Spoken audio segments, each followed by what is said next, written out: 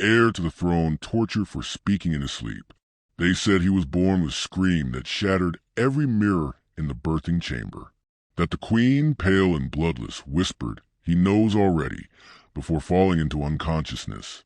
From the moment Prince Alaric first opened his eyes, there was something unnatural in them, like he had returned from somewhere rather than arrived. His cradle was carved from dark walnut and lined with blue silk, but no nursemaid lasted more than a week. The wet nurse slit her wrists after waking up with scratches all over her back and a baby's whisper in her ear, saying things no child should know. The royal physician declared him healthy, though his heartbeat was strangely slow, and he barely cried. But each night, without fail, he spoke in his sleep. The first time, it was soft, a whisper that made the drapes tremble. He's beneath the tiles, still breathing. They lifted every floorboard in the east wing. Under one was a sealed cavity. A man inside it, mummified but mouth frozen in a scream. The king called it coincidence. The queen did not. She ordered guards posted by his cradle and a priest to bless the nursery. But when the priest entered, the infant said in a sing-song tone, "Your hands have touched fire, but not flame. You burn from the inside, don't you, father?" The priest collapsed with a ruptured heart before the baby giggled. At 5 years old, Alaric rarely spoke while awake. He was pale, slight, but composed. He studied the paintings in the halls with fascination, especially portraits of dead ancestors. But at night, his voice returned, strange and foreign, often in languages no one recognized. He whispered names long erased from the court records. He cried out secrets and riddles, exposed the trails not yet uncovered. Ministers resigned in shame. A duke hanged himself after Alaric muttered his mistress's name and the number of bones buried beneath her vineyard. The king summoned his closest advisers. The boy must be controlled. They feared what he might reveal next. Spies were sent to record his dreams, to decipher them, to harness them as tools. But Alaric's nightly utterances turned darker. No longer just secrets, but prophecies. "Mother will bleed from the mouth before winter," he said, curled beneath blankets. By October, the queen coughed blood into her silver tea saucer and died before the frost arrived. They tried sedatives. Nothing silenced him. So they turned to other means. The first torture was subtle. His toys were taken. Then his meals reduced. Then his guards doubled and torches were never lit in his room. At 8, he sat alone in darkness each night, speaking into the blackness, his words transcribed by terrified scribes in the next room. The king ordered pain. At 9, the boy was taken to the tower below, an ancient wing of the castle no longer used, where the stones wept and no sound escaped. The torturer was masked. He asked no questions, just waited. But Alaric looked at him and said, "You drowned your twin when you were 6. He still watches from the pond." The man trembled, then applied the iron tongs. They burned his feet, hoping the pain would silence the night voice. But instead, he screamed awake, then fell asleep again and muttered, "Pain is not enough. You must erase the vessel." Each wound was followed by prophecy. "The northern army will fall at dawn." It did. The countess keeps poison under her tongue. She bit down during a banquet and foamed at the mouth. The king grew desperate. Alaric was chained in a soundless cell, lips stitched with black thread. For a time, there was peace, but then the walls themselves began to echo with his voice. No one knew how. "He walks in my skin. He walks in yours too. The throne is carved from dead men's backs. Your daughter watches from the mirror." The scribe stopped writing. One gouged out his ears. Another whispered prayers until his tongue fell off in shreds. Even the torturer begged to be reassigned. Alaric's body wasted, but he kept speaking. And now, not just at night. They're building a staircase beneath the palace. Each step is a skull.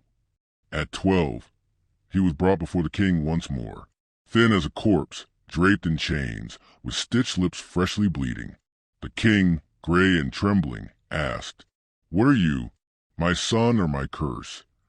Alaric lifted his head and smiled through broken teeth. The stitches open on their own. Both, he said. That night, the king ordered one final punishment. They would flay his back and salt the wounds. Maybe then, silence. They strapped him to the iron table. Old and rusted, hidden deep in the dungeon's lowest chamber.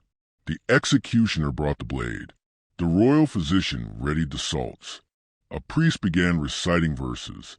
Alaric spoke before the knife touched him. This pain won't erase me, but it will birth him. The lights dimmed. The guards dropped their torches and screamed. The walls bled, and from the slit in his back, something darker than blood leaked out, a shadow with no form, a shape that rippled like breath in ice. Then they all vanished. No bodies were found. No screams echoed. Just silence. When the dungeon was opened a year later, the iron table was empty. A single sentence was carved into stone where Alaric once lay. The throne has no heir, but the whisper remains. Even now, in the castle ruins, travelers report hearing voices in their sleep, secrets not their own, prophecies in dead languages, and always, always, the same childish giggle. Alaric is gone, but the voice still speaks. They tried to burn the castle down, twice. The first time, the flames refused to rise. The kindling rotted in their hands, and every torch sputtered out the moment it neared the stone. One man, drunk and desperate, poured oil across the throne room and lit a match. The fire sparked, roared for a breath, then reversed, crawling back into the matchstick and vanishing. His eyes melted in their sockets. He screamed for days until his tongue shriveled in his mouth. The second time, they tried salt. They believed the castle itself was cursed, a vessel holding the boy's echo. They salted the floors, burned sage, brought in monks, priests, witches. They chanted through the halls while bells rang nonstop for 3 days. The whispers only got louder. People stopped sleeping, not because they didn't want to, but because the dreams weren't theirs anymore. They dreamed of ropes tightening around their throats, of fingers scratching inside walls, of children with mouths sewn shut, standing at their bedsides, mouthing secrets with eyeless faces.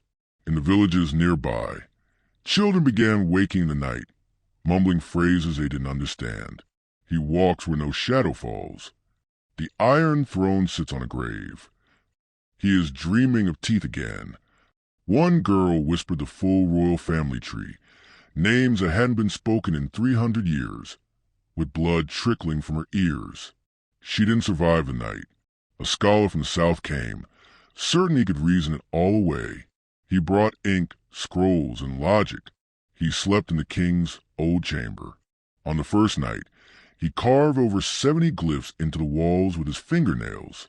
When they found him the next morning, he was still laughing, his fingers gone, his eyes fixed on the ceiling. He had written one phrase again and again. The heir remembers us all. A year passed, then another, and then the bells rang again. No one had pulled the ropes. The towers were empty, but the bells swung as if tugged by invisible hands, chiming midnight, though it was midday.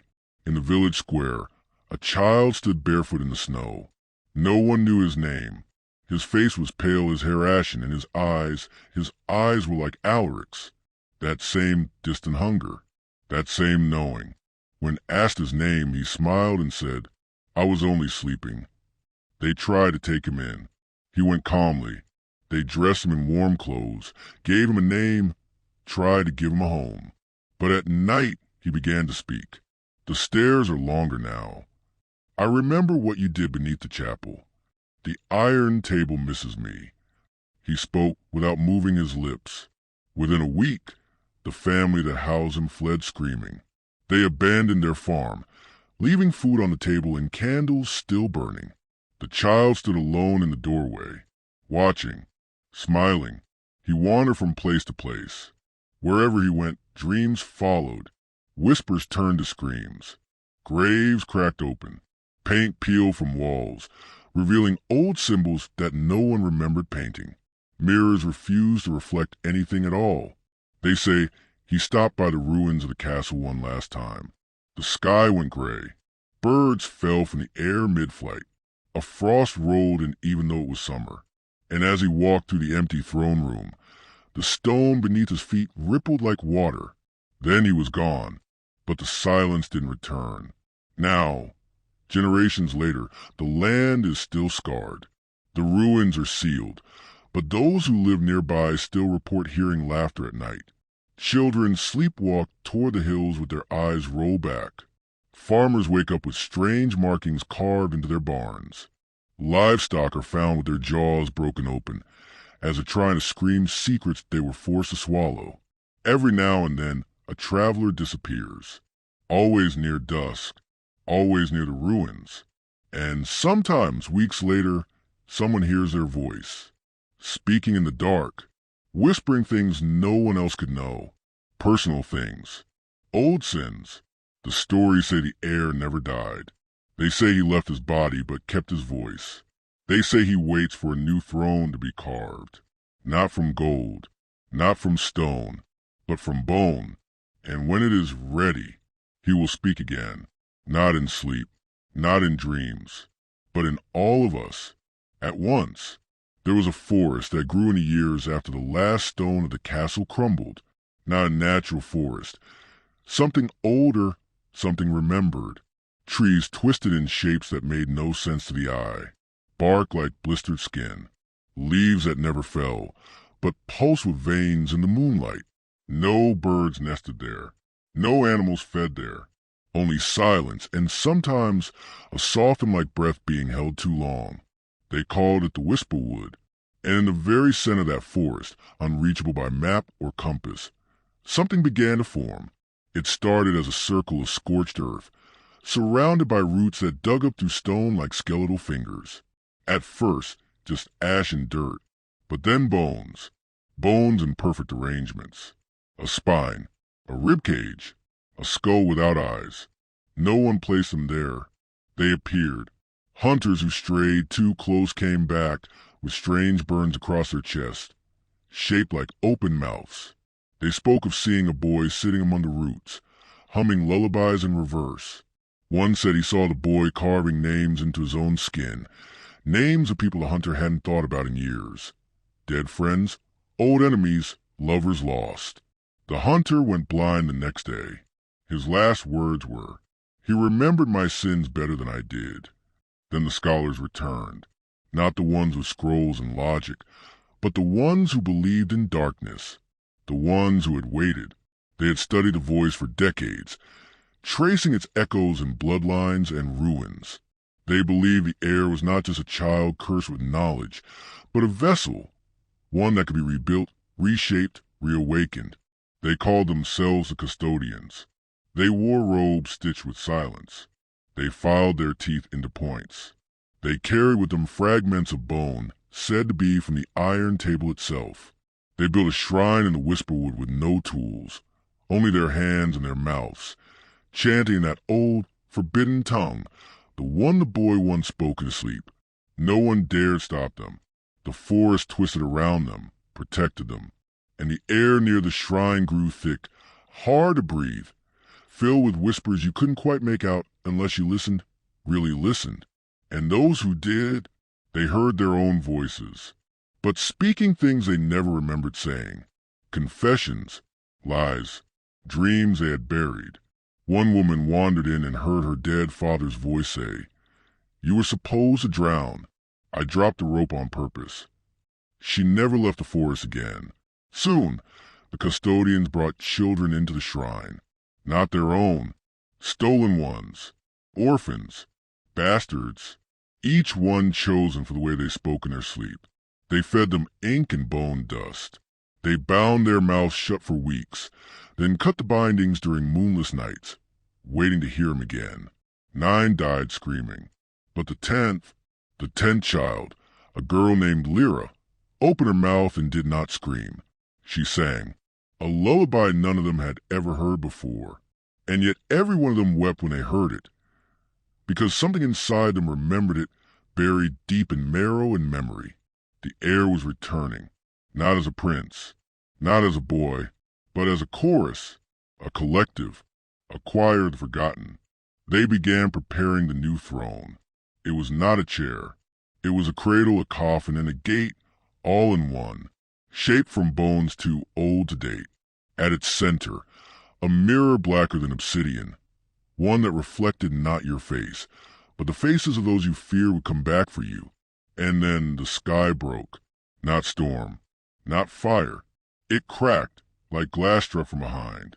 And through the split came a sound, not loud, not thunder, but a whisper so dense it bled from every ear it entered. A single phrase. I never stopped speaking. You just stopped listening. Around the world, sleepers began to mutter in unison. In hospitals, in prisons, in nurseries, on battlefields. People sat up in bed and spoke names they didn't know, secrets they couldn't have known. A general wept in front of his soldiers, repeating a confession from 30 years prior, something he buried in a village that no longer existed. A child recited the final thoughts of a long-dead queen before her execution, word for word. A woman who hadn't spoken since childhood whispered in a tongue that hadn't been heard since the walls of the ancient city fell. The bones remember where you put the knife.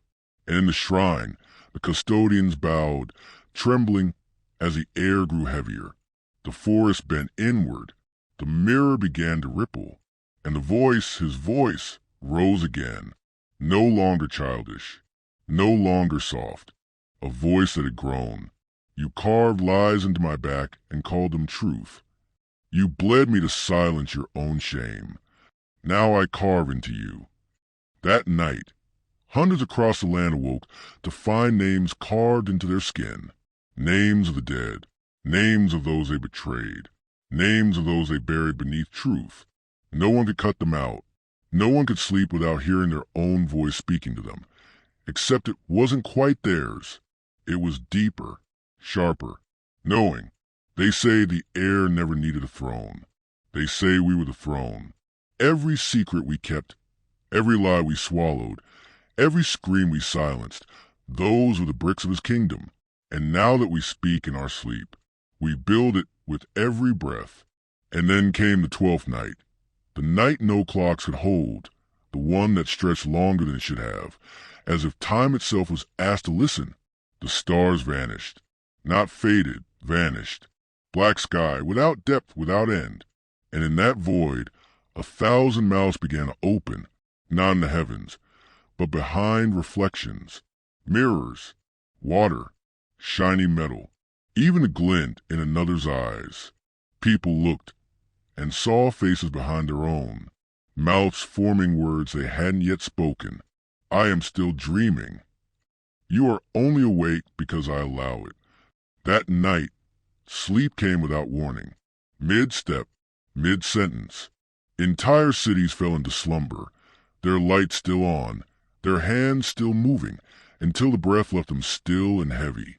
And in the dream, there he was, not a boy now, not even a figure, but a space where a boy had once been, a shape made of all the words he was forced to carry, a body composed of truths no one wanted, and memories no one deserved. His form flickered, sometimes human, sometimes monstrous, sometimes just a mass of eyes and mouths and bone-carved symbols blinking in a rhythm that wasn't time. He stood atop a mountain of beds, cradles, confession booths, gallows, and thrones, stitched together with veins. Below him, everyone who ever heard him. You, me, the world. And he began to speak. It wasn't a speech. It was a symphony. Each sentence he uttered burrowed into listeners' heads, forcing them to remember things they never lived. The sins of kings, the secrets of saints, the last breath of every unjust death, everyone who had ever suffered in silence. He gave their pain voice, and made you feel it. You couldn't look away. You couldn't move. In that dream, you weren't yourself. You were a priest hiding a knife, a mother who smothered her own child, a judge who took gold for gallows, a torturer who whispered apologies into every scream. Because all of it lived inside the air now. He was no longer a prince. He was record, not of history, but of truth. And the worst truth? That the world was built on what we buried. He gave us all back what we tried to forget. And when we awoke, the world had changed. Monuments stood where they shouldn't. Trees grew upside down. Graves opened, not upward, but inward, deeper than any digging could reach. Oceans receded from coasts like they were ashamed. Birds flew backward, and the sky still wouldn't show stars. People spoke in fragments, words that didn't belong to them. Children wept when they saw their parents. Dogs howled at puddles, seeing things inside them. Language unraveled. Every lie tasted like ash. Those who still had mirrors smashed them, but it didn't help. The voice didn't need reflections anymore. It had us, because we had listened, and that was all it ever wanted. Some say the air walks among us now, not in one body, but in many, fractured across 1,000 souls, wearing us like clothing. You've seen them. People who flinch when spoken to. Children who speak answers to questions no one asked. People who go still when they pass graveyards. Those who laugh in churches for no reason at all. They carry him, pieces of him. Others say he never left. That the iron table, the tower, the chains, the tortures, they didn't end him. They fed him, made him stronger. That his suffering was a prayer, and the world answered in silence. But silence has run out. Now there are no secrets.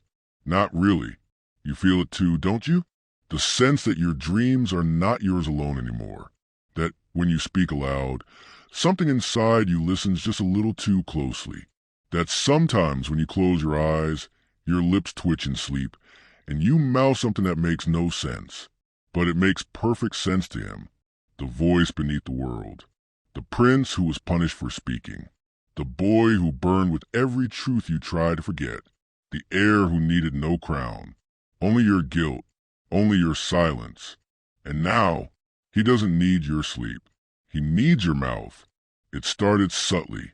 People began waking with the taste of iron on their tongues. Not blood, not quite, but old, rusted metal, like the air in a long-forgotten dungeon. Some began sleep-talking again, but the words weren't fragmented anymore. They were full sentences. Perfect grammar. Languages never learned. The voice that emerged from their throats was not theirs, yet it moved through them like silk through a keyhole. A girl in a distant village sat up in bed and recited, word for word, the last letter of a man executed 300 years ago. His descendants, long ashamed, listened as she described in detail the crimes committed to keep their bloodline clean. By dawn, their house was empty, the windows broken inward, like something had come for them. Elsewhere, a merchant confessed, without prompting, to poisoning dozens of children with watered medicines. He sobbed as he spoke, unaware that his tongue had turned black, swollen with every lie he'd ever told. When he tried to stop, his mouth moved anyway. It wouldn't let him forget. The phenomenon spread. No pattern, no warning. A soldier fell asleep at his post and screamed the name of every man he'd killed. A nun collapsed mid-prayer, her voice guttural and snarling as she spat out rituals once used to summon spirits buried beneath the chapel floor. A judge, long retired, began carving strange letters into his walls backwards in perfect lines with his fingernails. When asked why, he said through bloody teeth, "Because the boy is almost finished building the staircase." Everyone began hearing it eventually, a whisper beneath their thoughts, a memory that didn't belong to them, but felt like it had always been there. Some tried to outrun it. The rich built bunkers. Scientists tried to map the brain patterns of the afflicted. The religious called it possession. The scholars called it resonance. The old called it prophecy. But they all misunderstood. The heir didn't want revenge. He wanted return. The final stage came when the mirrors came back. On their own. Mirrors that people had thrown away.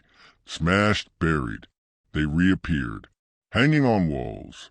Propped against trees. Floating in rivers, silver-backed and smooth as ice. Some had faces trapped inside. Not reflections. Witnesses. Faces pressed against the glass like breath on frosted windows.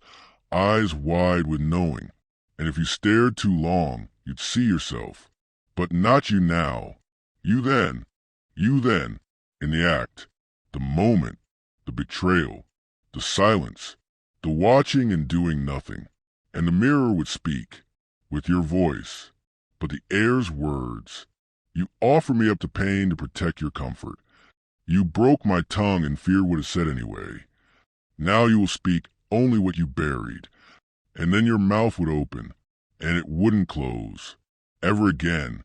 Some began pulling out their tongues. Others stitched their lips. But the voice didn't need mouths anymore. It spoke through breath, through teeth, through shadows. It rode across skin. It hummed in your bones when you walked past places you shouldn't remember. By then, most realized this wasn't haunting. It was an inheritance. A world passed down by generations who silenced their shame with comfort, who crushed voices like Alaric's beneath tradition, obedience, cruelty. And the boy who spoke in his sleep, he had only ever spoken the truth. That was his only crime. And for that, they flayed him. But now he lived in every truth we refuse to say. A woman kissed her child goodnight and whispered a lullaby. Her own mother had sung it.